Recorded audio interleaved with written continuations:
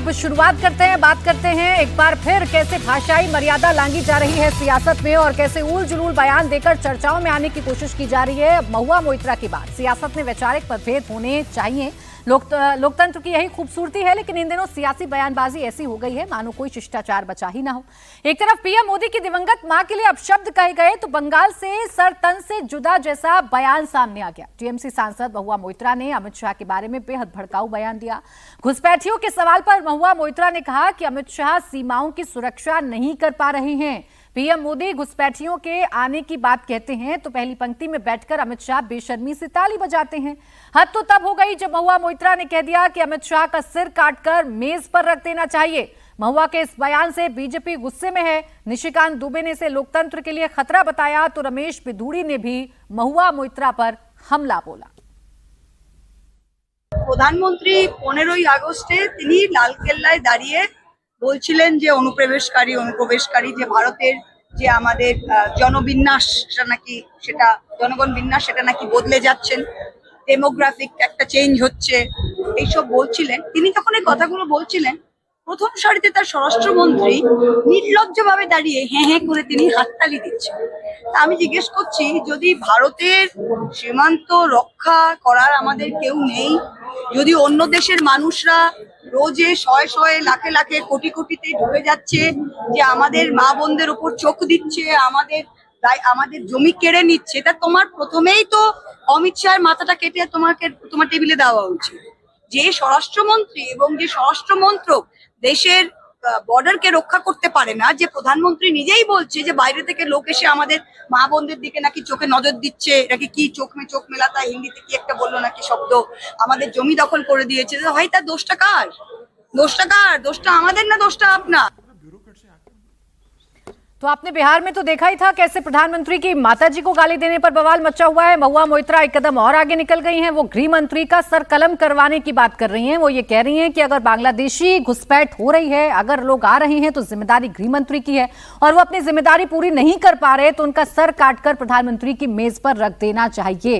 अब महुआ मोइत्रा समीर जी जो अपने बयानों को लेकर चर्चा में रहती हैं, बंगाल में बड़ा दिलचस्प उनका समीकरण भी हो गया है, दीदी से उनकी नजदीकियां भी खूब चर्चाओं में रहती हैं। अब उनका ये बयान, इसे किस तरीके से देखें? बीजेपी रिएक्ट भी कर रही है, रमेश बिधूड़ी ने तो और एक कदम बढ़कर उनके खिलाफ शब्दों का इस्तेमाल कर दिया। यानी ये सियासी जो जंग है ये अमर्यादित होती जा रही है।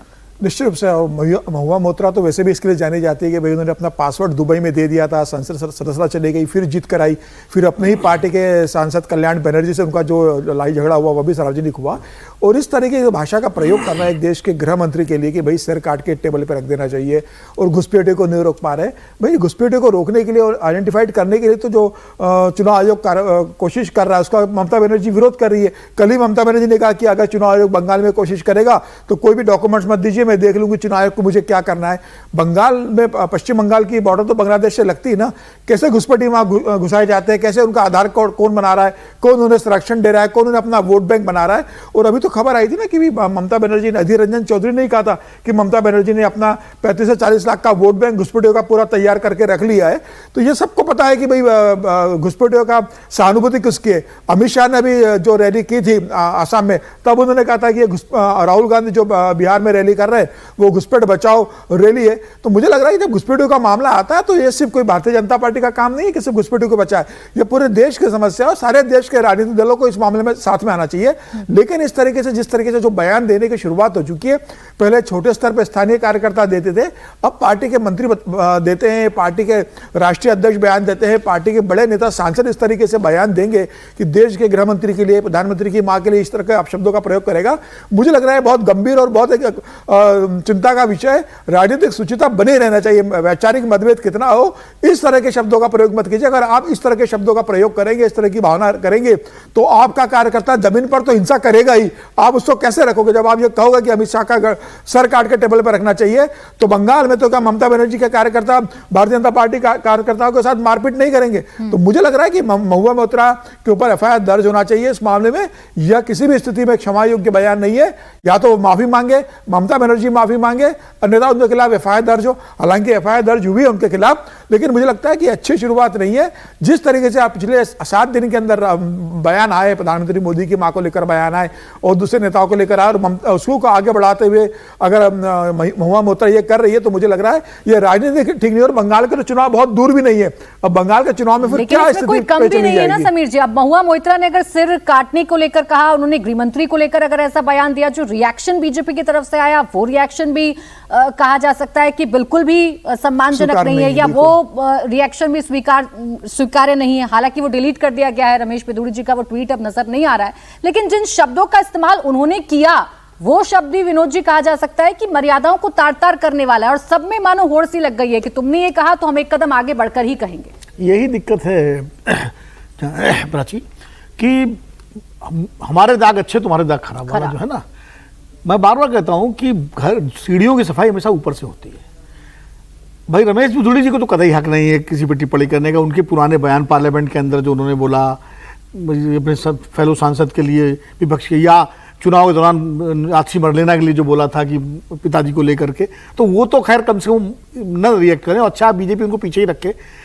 और तमाम अच्छे नेता हैं भारतीय जनता पार्टी में, सुसंस्कृत पढ़े लिखे सब शिष्टाचार वाले नेता हैं, उनको आगे आना चाहिए इस मामले में जवाब देने के लिए, बजाय कि रमेश पिदुड़ी जी या निशिकांत दुबे जी। अब निशिकांत दुबे ने कहा पटक पटक के मारूंगा राज ठाकरे के लिए, तो ये लोग अगर भाषा सिखाएंगे तो क्या मतलब है। हाँ, अच्छे दूसरे नेता हैं वो बोले, और भाजपा में से अच्छे नेताओं कमी नहीं है जो कम से कम भाषा की मर्यादा रखते हैं। सुधांशु त्रिवेदी बहुत अच्छा बोलते हैं और बहुत सारे लोग हैं, वो बोले तो अच्छी बात है।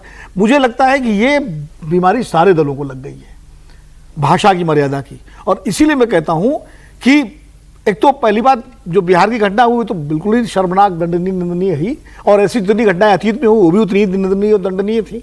और ये महुआ मोइत्रा का बयान भी उतना ही दंडनीय। गृह मंत्री के लिए इस तरह की बात कर रहे हैं, किसी के लिए इस तरह की बात करना, ये मतलब क्या आप सांसद हो, 2 बार की ये दूसरी या तीसरी बार की सांसद है शायद, ये मतलब इस तरह का बयान देने का क्या मतलब है भाई। आपका बयान जो है आप और कि सिर काट देना चाहिए, क्या मतलब है?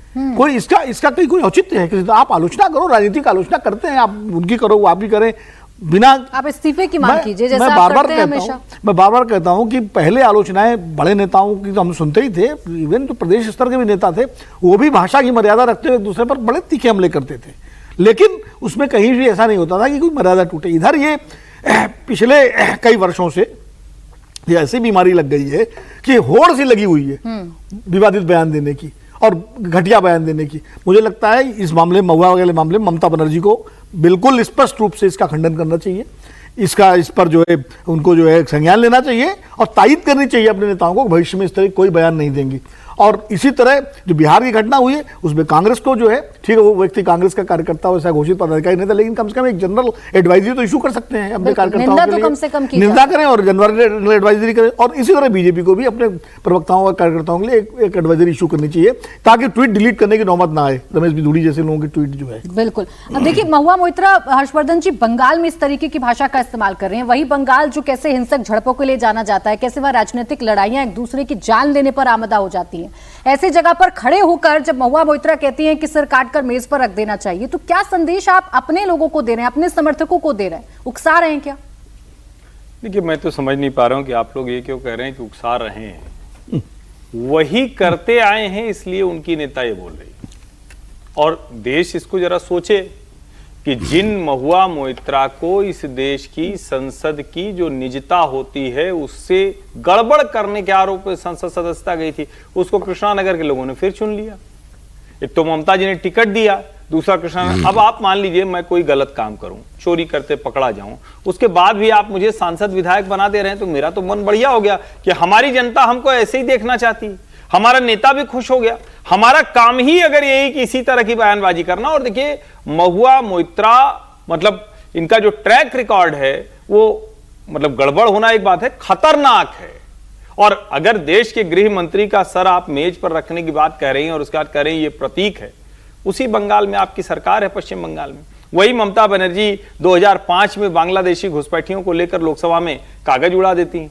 तो कहीं तो जाकर ये रुकना चाहिए। और देश ये वॉट अबाउटरी से चलेगा क्या? इससे नहीं चलना चाहिए।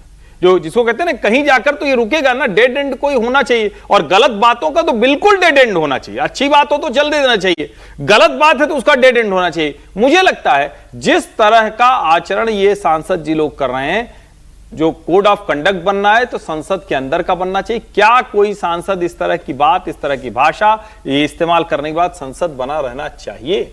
ये सबसे बड़ा सवाल है। होड़ सी कैसे लग गई है? अब यूपी से भी आप देखिए एक और नेता हैं जो अपनी भाषा की मर्यादा लांघ गए हैं। एक और मामला है जो तूल पकड़ रहा है। यूपी कांग्रेस अध्यक्ष अजय राय ने संघ प्रमुख मोहन भागवत पर एक ओछी टिप्पणी की। दरअसल मोहन भागवत के एक बयान पर सियासी भूचाल मचा है। 3 बच्चे पैदा करने की सलाह संघ प्रमुख ने दी तो इस पर विपक्ष हमलावर हो गया। मौलाना मौलवी भी भागवत के बयान की निंदा करने लगे। कई लोग 3 बच्चे पैदा करने की उनकी सलाह का समर्थन भी कर रहे हैं।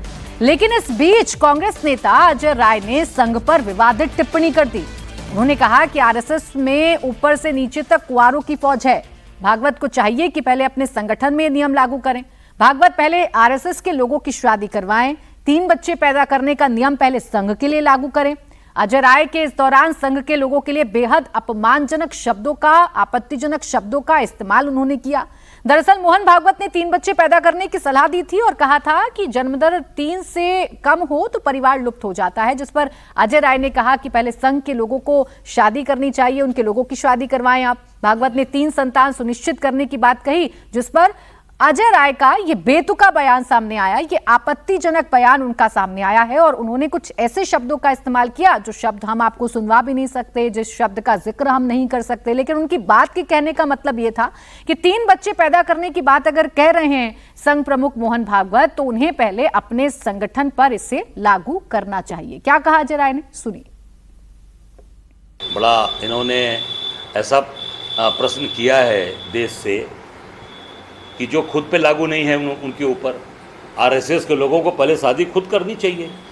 संघ के प्रमुख को पहले सबसे पहला दिशा निर्देश आरएसएस के लोगों को जारी करें कि संघ के लोग तत्काल शादी करें और बच्चा पैदा करें। आरएसएस के लोग तो पूरी तरीके से, आरएसएस में पूरा नीचे से ऊपर तक भरी हुई है। वहाँ तो महिलाओं का सम्मान ही नहीं है, महिला है ही नहीं है। तो महिलाओं को अगर आप 3 बच्चों की बात करते हो तो पहले आरएसएस के तत्काल प्रमुख से आग्रह करूंगा कि एक आदेश जारी करें कि पूरे देश के अंदर आरएसएस के लोग तत्काल शादी करें।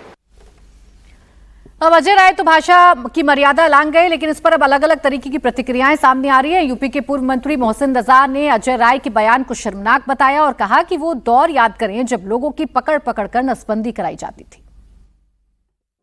मैं पूछना चाहता हूं उत्तर प्रदेश के जो उनके प्रदेश के अध्यक्ष हैं कांग्रेस के, उनसे ये पूछिए कि वो समय आप भूल गए जब मार्केट और बाजारों में जाके जबरदस्ती पकड़ पकड़ के आपकी ही सरकार में लोगों की नसबंदियां की जा रही थी। और आपको शर्म नहीं आती आज इस तरह के बयान देने के ऊपर? हमेशा से माननीय प्रधानमंत्री को लेकर क्या बयान दिए गए हैं, उनकी माता जी को लेकर क्या बयान दिए गए हैं? तो कांग्रेस से आप यही उम्मीद कर सकते हैं, न ये देश हित में है न ये जनहित में काम करते हैं। देखिए, मोहन भागवत के बयान को लेकर अलग अलग प्रतिक्रियाएं हैं, अलग अलग तरीके से इस पर आपत्ति जताई जा रही है। लेकिन अजय राय ने जो कहा वो आपत्तिजनक था। इसी पर असदुद्दीन ओवैसी साहब ने भी अपनी आपत्ति जताई है, लेकिन शब्दों का चयन उन्होंने कैसे किया ये आप देखिए। वो ये कह रहे हैं कि आरएसएस कभी 2 बच्चों से ज्यादा होने का विरोध करती है और अब कह रही है कि 3 बच्चे पैदा करो। संघ पहले ये तय कर ले कि वो चाहता क्या है।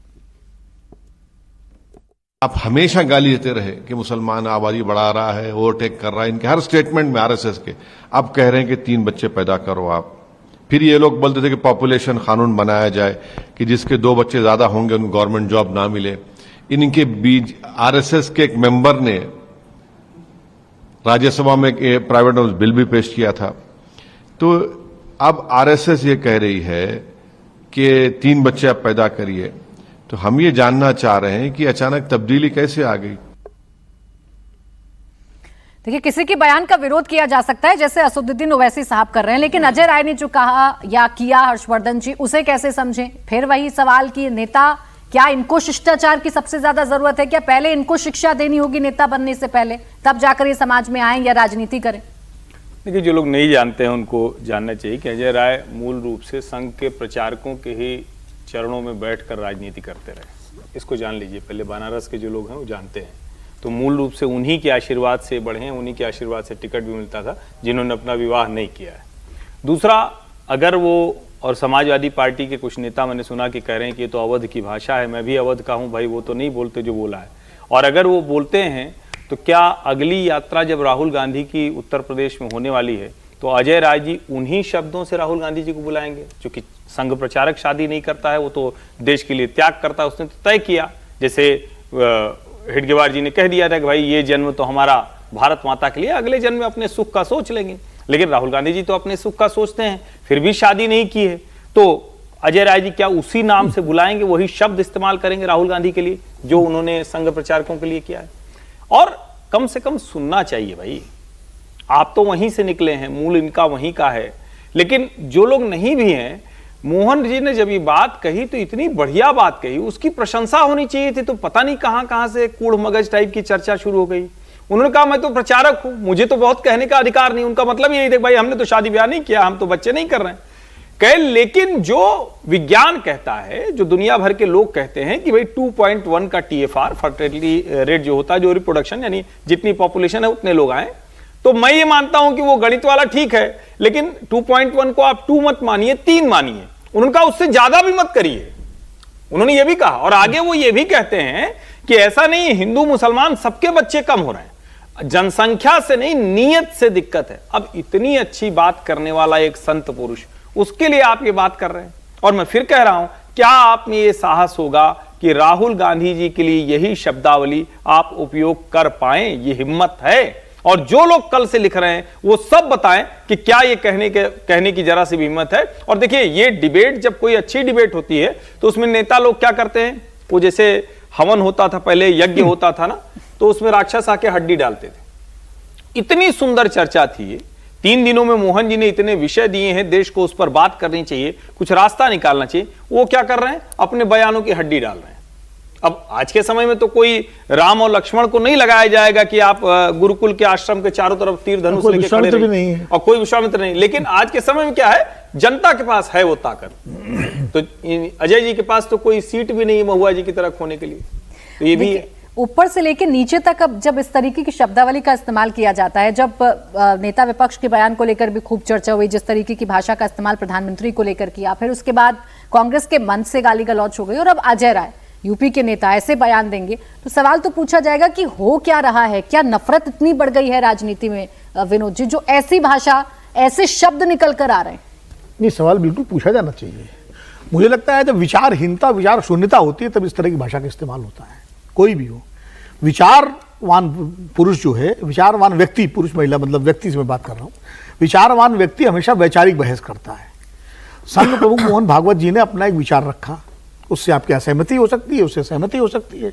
जिनकी सहमति है वो स्वागत करेंगे, जिनकी असहमति है वो उसका तार्किक और वैचारिक तरीके से विरोध करेंगे कि भाई आपका बयान है, इससे आबादी बढ़ सकती है, जो भी है अपना एक तर्क रखेंगे। जैसा ओवैसी साहब कह रहे हैं। हाँ, ओवैसी साहब का ठीक है। ओवैसी साहब ने कहा भाई आपके लोग कभी कहते हैं हमारी आबादी बढ़ रही, मुसलमानों पर इल्जाम लगाते हैं कभी, तो ठीक है, उन्होंने एक तर्क रखा अपना। तो मैं ये कह रहा हूं कि राजनीति में कम से कम जो लोग, और खासकर जो बड़े पदों पर हैं, अजय राय तो प्रदेश के अध्यक्ष हैं, जो बड़े पदों पर हैं कम से कम उनको तो ध्यान रखना चाहिए। और आप सार्वजनिक रूप से, अब वो शब्द तो मैंने नहीं सुना, लेकिन जब आपने बीप किया तो इसका मतलब वो आपत्तिजनक शब्द होगा, और जाहिर है सार्वजनिक विमर्श में नहीं आना चाहिए ऐसा शब्द। अंदाज लगा सकता हूं मैं जो उन्होंने बोला होगा। तो मुझे लगता है कि इस तरह के शब्द चयन करते समय क्यों ऐसा बोल गए।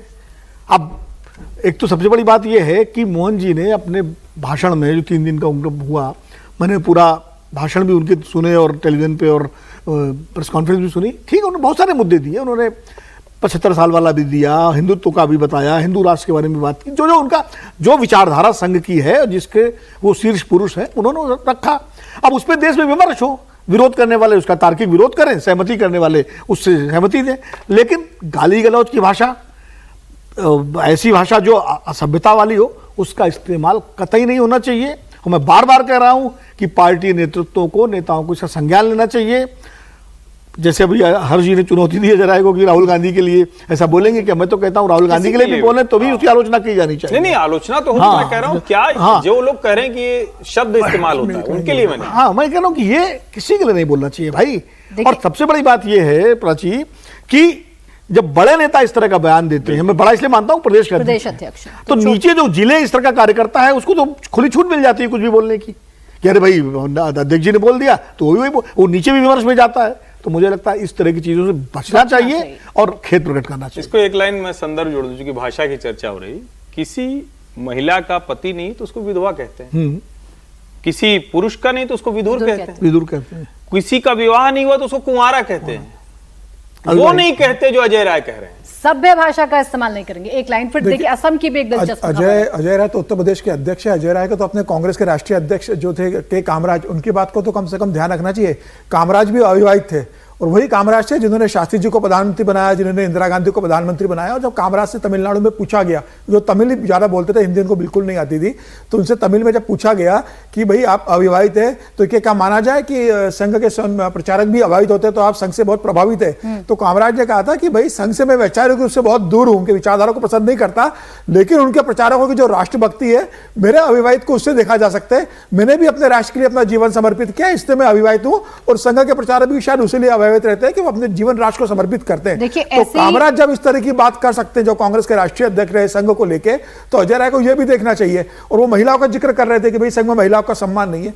अब संघ के अंदर तो संघ प्रमुख बोल चुके हैं कि भाई जितने संघ के स्वयंसेवक है उतनी ही महिलाएं हैं, उनके परिवार के लोग जो है वो सब महिलाएं जुड़ी हुई है। राष्ट्र सेविका समिति में पूरे देश के अंदर महिला है। तो महिलाओं के सम्मान को लेकर अजय राय अगर आंख नाक कान खोलकर समाज में रहेंगे तो उन्हें समझ में आएगा कि संघ किस तरीके से काम करता है। उनका घर के आसपास भी शाखा लगती होगी, एक दिन वो शाखा चले जाए सुबह, संघ कैसे काम करता है वो देख ले, उनकी आंखें खुल जाएगी। अरे अजय राय जी शाखा गए हुए हैं भाई, अजय राय जी पुराने संघी हैं, मतलब इसको समझिए। हमारा सिक्का खोटा निकला एक नहीं, अब जो भी समझ लीजिए। और वैसे प्रतिक्रिया तो खतरनाक होती है। वैसे मेरी जो जानकारी, हो सकता है मैं गलत हूं, लेकिन अजय जी मोहन जी की बात मानते हैं, उनके 3 से ज्यादा बच्चे हैं। अब देखिए एक और ऐसी प्रतिक्रिया वाली हो खबर सकता है मैं सामने गलत आ हूं, रही है लेकिन जो मुझे किसी ने बताया अभी यहाँ भी, क्योंकि गृह मंत्री अमित शाह गए, उन्होंने बांग्लादेशियों का जिक्र किया, बांग्लादेशी घुसपैठियों का जिक्र किया, और फिर ये लड़ाई पाकिस्तान और बांग्लादेश पर आ गई। घुसपैठियों को लेकर यहाँ पहले से ही घमासान तेज है। अब गृह मंत्री अमित शाह के एक बयान से कांग्रेस में हड़बड़ाहट है।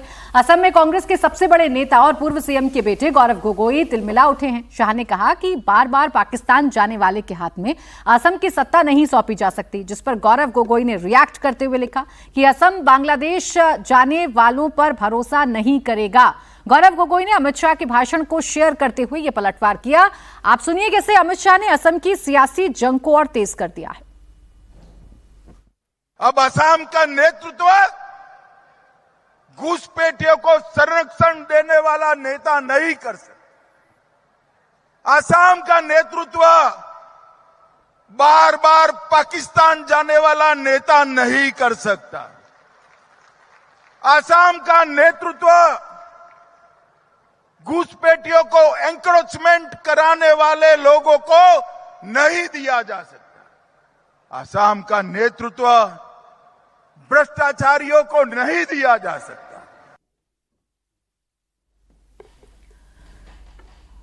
अब देखिए वो गौरव गोगोई का जिक्र कर रहे हैं इनडायरेक्ट वे में, तो अब गौरव गोगोई भी कह रहे हैं कि असम ऐसे लोगों पर यकीन नहीं कर सकता जो बात बात पर बांग्लादेश चले जाते हैं, जो बात बात पर बांग्लादेशियों की बात करते हैं। कुल मिलाकर घुसपैठियों की बात, और गौरव गोगोई बड़े नेता हैं असम के, तो उन पर प्रहार करने की बीजेपी कोशिश कर रही है, और गौरव गोगोई भी उसी अंदाज में विनोद जी जवाब भी दे रहे हैं।